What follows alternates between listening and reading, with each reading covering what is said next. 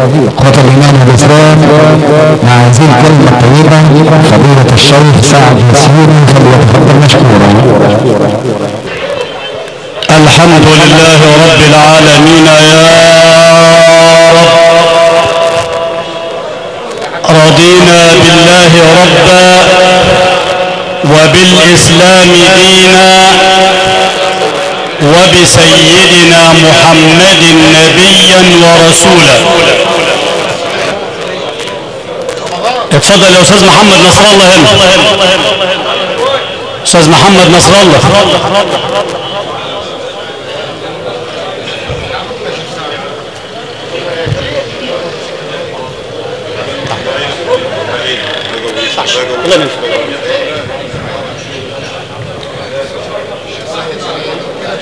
وأشهد أن لا إله إلا الله لا معقب لحكمه ولا راد لما قضاه الله.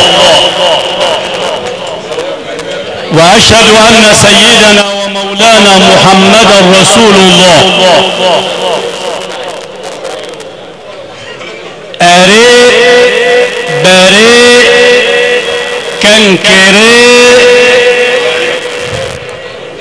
مفيش طبعا، مفيش حد فاهم الاستاذ محمد نصر الله. انا بتكلم بالاثيوبي والله، ده حبشي. لما سيدنا بلال رضي الله عنه وارضاه بيقول لحضرة النبي: دعني اقول فيك مدحا يا حبيبي. انا انسان مش عربي وعايز امدحك، بس امدحك باللغة بتاعتي. قال له: قول يا بلال. ما هو شايف سيدنا حسان بن ثابت بيمدح حضرة النبي، وشايف الناس اهل اللغة بيمدحوا حضرة النبي، فهو لا يجيد العربية الفصحى زي حالات. فقال له: قل يا بلال. فقال: كان كيريه. قال له: ترجم يا حسان. شوف بلال بيقول عني ايه. قال له: يا حضرة النبي بيقول: اذا كانت المكارم في قامتنا ذكرنا المكارم فيك يا رسول الله. وسيدنا الشيخ لما قرأ القرآن بدأ بتلك الرسل فضلنا بعضهم على بعض منهم من كلم الله، وانتهى بكلام سيدنا إبراهيم للملك سبحانه: رب أرني كيف تحيي الموتى. بيسألوا السؤال اللي احنا بنسأله لأنفسنا: أولم تؤمن؟ قالوا لا. بلى، يعني هي باللغة، بس أنا بتكلم بالفلاح. أنا مؤمن، لكن أنا عايز أنتقل من درجة علمية من الكلية للماجستير للعالمية. أنا عايز أنتقل من علم جبريل، علم الوحي، كما أخبر رسول الله محمد. ليس المخبر اللي سمع مش زي اللي شاف. أنا عايز يا ربي أنتقل من علم الوحي إلى علم عين اليقين، أراك وأنت تحيي الموتى فيطمئن قلبي، فحين أغرق في النار لا أطلب مساعدة من أحد، ولكن أقول: حسبي الله ونعم الوكيل. وعندما تأمرني بمدح ابني لا أخاف، لا أقدم حب ابني على حبك، ولا تعلق قلبي بابني على تعلق قلبي بك يا الله.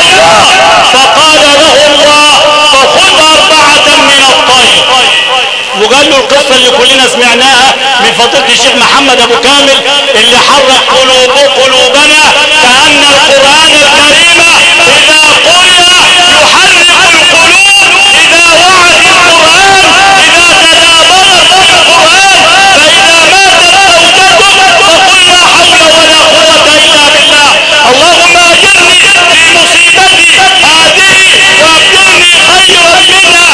إذا مات ولدك، إذا مات عمك، إذا مات ابنك، ارجع واجعل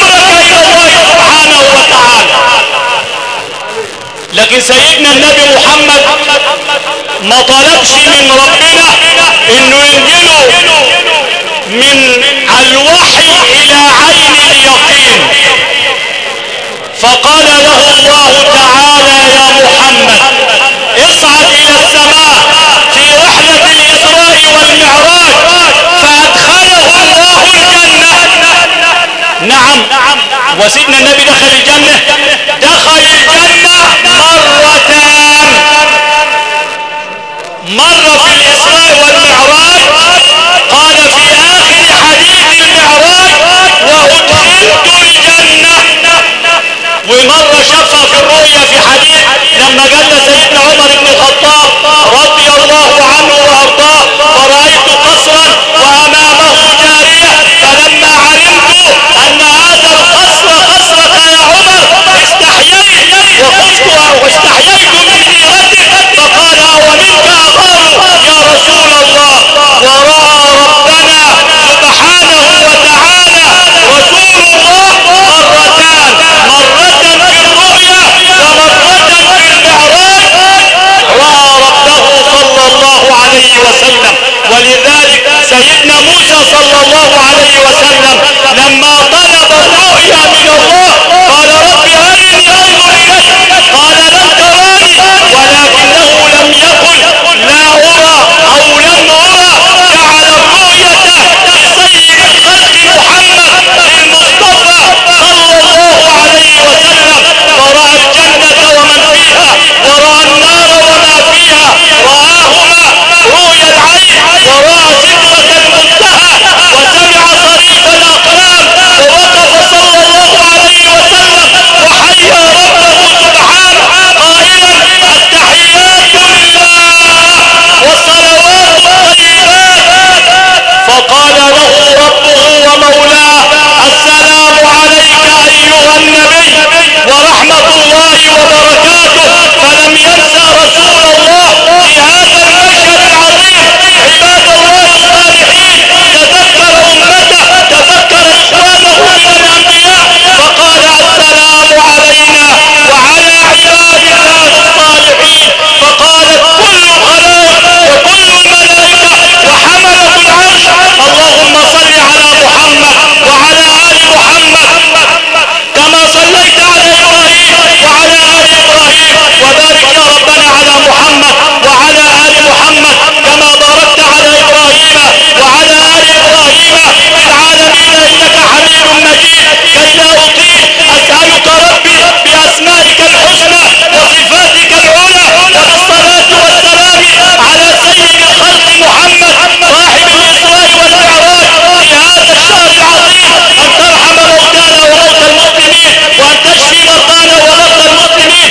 اللهم إنا نسألك بالصلاة على النبي محمد أن تحفظ مصرنا يا رب. اللهم بركة الصلاة والسلام على سيدنا محمد، احفظ مصر يا رب بنفسك ما ظهر منها وما بطن، اجعلها تقاء نقاء وسائر بلاد المسلمين. كما أسألك للراحلة الكريمة الحج رقية المالح فقد كانت خالتي، أسألك أن تغفر لها وترحمها وأن تنقلها حجتها وأن تبيض صحيفتها من الذنوب، إن كانت محسنة فزد في حسناتها، إن كانت مسيئة فتجاوز عن سيئاتها، أكلها دارا خيرا من دارها وأهلا خيرا من أهلها، اجعل هذه الليلة خير لياليها يا رب العالمين، احشرها في ذرة المصطفى محمد صلى الله عليه وسلم، شفع فيها النبي العدنان صلى الله عليه وسلم. أقول قولي هذا وأستغفر الله العظيم لي ولكم، والسلام عليكم ورحمة الله تعالى وبركاته.